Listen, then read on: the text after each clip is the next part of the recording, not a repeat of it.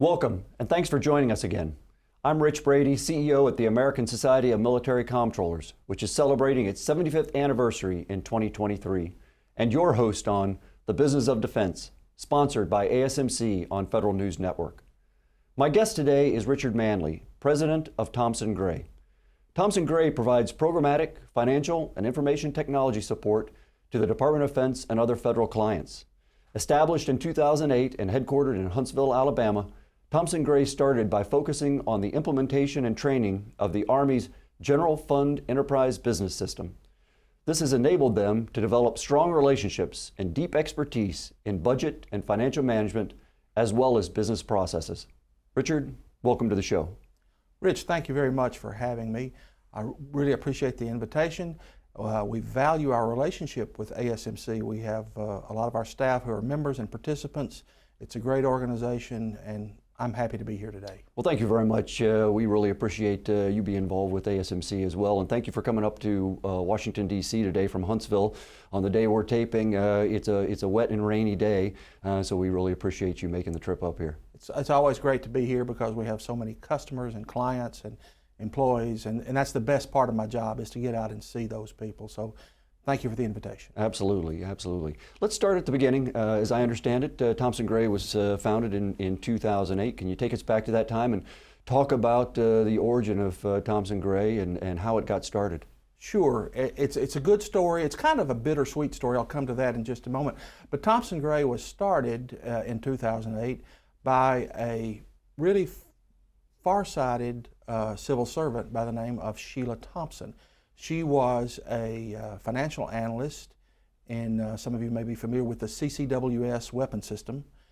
And she was also designated as CCWS's kind of super user to learn how GFIBS was going to replace the standard systems, the predecessor standard systems. Sheila very presciently recognized that when GFIBS was fielded, there would really be a dearth of knowledge. So she took early retirement and started the company with one person, herself, doing training to a variety of clients about how GFIBS would work. Of course, the lead system integrator, who at that time Accenture, was required to do training, but it was not always synchronized. It was nobody's fault. It was just the way a system is delivered. They were required to do training to all units receiving, but it's very perishable. If you don't immediately start using, it's very perishable. So Sheila recognized that. She started the company, and she grew it from that. It was a big success.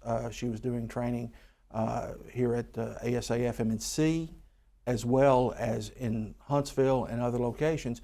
So she had grown it by the time, I'm going to say 2013, she had grown it to where it was 20, 30 people on the staff at the company, and I was working in federal service at the time, and she was recruiting me to leave and join her. And at that time, she decided to make a deal to sell a controlling interest in her company to my current boss, a gentleman named Ron Gray. Ron's well known in the Huntsville area and also in the whole defense establishment. He'd been very successful in a couple of other companies, so he bought a controlling interest, and I came to work on January the 6th of 2014. And it's been a really great story. Tragically, Sheila died unexpectedly in 2017. That was a huge loss for us, personally and professionally, but she had really set a high bar and a high expectation of quality and how she wanted the company to go. And we've tried to fulfill that and live that out since that time. Yeah, really an amazing story. It sounds like Thompson Gray started out focused on training for GFIBS and probably a subcontractor to Accenture, or just separate contracts with the Army. No, we were very careful. She was very careful and very intentional about that to avoid any conflict of interest. She did not run any work through Accenture. She was very intentional about that. She had relationships with several contractors in town and other places. that had flexible contracts that customers could get to us through, and we've used that even today to great success. But that's kind of how it all started. But we did not want to have a conflict of interest by working in support on a contract with the lead system integrator. So it's been a great story. Did that limit growth at the time? So at the time, I tell you what limited, it didn't really limit growth. What was the most significant challenge to growth was finding the right SAP talent to help users and customers understand the nuances and the utilities of an SAP-based ERP. And Sheila, again, was very far-sighted there. She went and hired some really good consultants and experts who had done SAP in the commercial world. They had done SAP in the federal practice and other venues. And that really was a help in designing training materials. And she complemented those people with hiring people who understood Army financial processes, how the business process worked from the creation of the budget, through execution, through closing out, through joint reconciliation, all the major steps in the Army budget process. And putting those two skill sets together, I think it really provided a synergistic level of capability and expertise that enhanced her training. And then before long, we began to get customers to ask, well, can you put somebody here that can do more than training, that can do execution steps up to the point where a government employee has to do what's required to as a government employee. So that really began the growth of the company when people realized, these guys know what they're doing and they can truncate and shortstop some of this rework by just putting somebody there in our formation.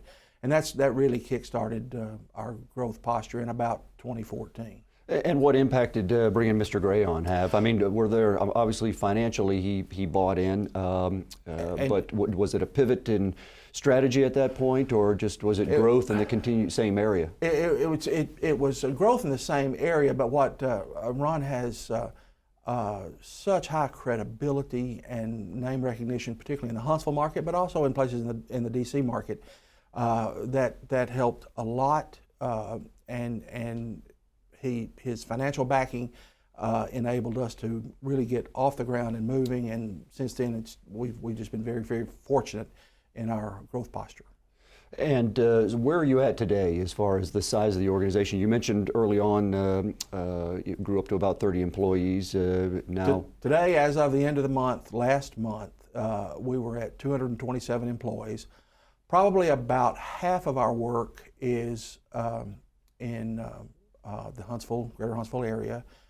40% or so of our work is in Northern Virginia. And then we have work in San Antonio, and we are growing a nice sized piece of work down in Orlando at PEO STRI and the cross-functional team for the synthetic training environment. So those are our major locations. Of course, with remote work and some of our support to the property, plant, and equipment modules of GFIBs to the DPW community, some of those people in ones and twos work remotely wherever they live in the country, but that's a reasonably small percentage. Right. So our Huntsville and Northern Virginia are the largest concentrations of work, and then we have respectable size concentrations in San Antonio and in Orlando. It sounds like your growth relied heavily on reputation, and obviously that, as we talked earlier, that your reputation precedes you, particularly in a market like Huntsville. But you can't necessarily rely on that solely to get a government contract. That's right. So when you walk in and talk to a potential client or a contracting officer on the government side, and what's your 30-second pitch? So my 30-second pitch to all of our managers is the customer always has a choice about who he uses. So we need to be very conscious of that. When we walk into a customer, we try to make sure that we have with us a menu of contracts that customer could use, that we're either subcontracted on or we're part of a team on or whatever, so that they could easily, should they choose to use us, that they could easily obtain our service through a contract. Most of our customers start out in ones and twos, one analyst, one whatever. They see what we can do, and then it grows from there. Another thing I tell our customers in a 30-second pitch, and I also tell employees when I'm recruiting employees, in our company, throughout the management chain, everybody is a practitioner of the craft. And there are lots of great engineering, logistics, IT companies, and if they're your support contractor in whatever office you're in, and you tell them, go get me a business analyst, a financial analyst, they will do that, and they'll do the best they can. When they put that person in your formation, that's likely the only one that has that skill set. With us, we get, if you get one Thompson Gray person in your project office or program office or whatever, that person has access to all 220 odd people in the company, whether it's an SAP question, a budget financial management process question, a policy question. We also are doing work in the audit community, whether it's an audit question, whatever. They have access to those. So we try to stress to people, and this is a comfort to employees who go to work for us in one person in one place, that they know they have somebody in their management chain or across the management chain that can help them when they get to a knotty problem. Given your growth over the last 15 years, it sounds like your strategy is resonating. Well, and we try to think so. And what else that we tell customers is that we won't put somebody in your formation that can't do the work. One of the areas where we have achieved some growth is in cost analysis. And we're working now to put together a little training program so that we can bring in young people, train them in the Army's ACIT method of cost analysis, make sure that they're properly trained and ready, and then put them out in a customer's form. I'm working with a particular customer now on that idea because the customer's workforce is aging, the cost analysis discipline is not always readily available, so we're looking at a couple of young, bright, fresh out of college students that were either mathematicians, statisticians, some sort of appropriate undergraduate major, give them some training. I'll put them on overhead for a few months to make sure that they're competent, fully mission capable, and then I can put them in a customer's formation. And also because of their relative inexperience in terms of what they would qualify for in a contract, I can probably lower the customer's bill and give them somebody that can grow with them. Right. So we try to be innovative, but at the same time, we don't want to make our customers a training aid. That's not what we're supposed to put people in the formation that can do the work on day one. So that's what we strive to do. Right. You're listening to The Business of Defense on Federal News Network. We'll be right back.